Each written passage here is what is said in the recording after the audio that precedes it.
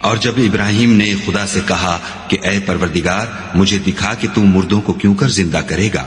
خدا نے فرمایا کیا تم نے اس بات کو باور نہیں کیا؟ انہوں نے کہا کیوں نہیں، لیکن میں دیکھنا اس لیے چاہتا ہوں کہ میرا دل اطمینان کامل حاصل کر لے۔ خدا نے فرمایا کہ 4 جانور پکڑ کر اپنے پاس منگا لو اور ٹکڑے ٹکڑے کرا دو، پھر ان کا ایک ایک ٹکڑا ہر ایک پہاڑ پر رکھ دو، پھر ان کو بلاؤ تو وہ تمہارے پاس دوڑتے چلے آئیں گے، اور جان رکھو کہ خدا غالب اور صاحب حکمت ہے۔ اور جو شخص اللہ کے ساتھ اور معبود کو پکارتا ہے جس کی اس کے پاس کچھ بھی سند نہیں، تو اس کا حساب اس کے رب کے ہاں ہوگا۔ کچھ شک نہیں کہ کافر کامیاب نہیں ہوں گے،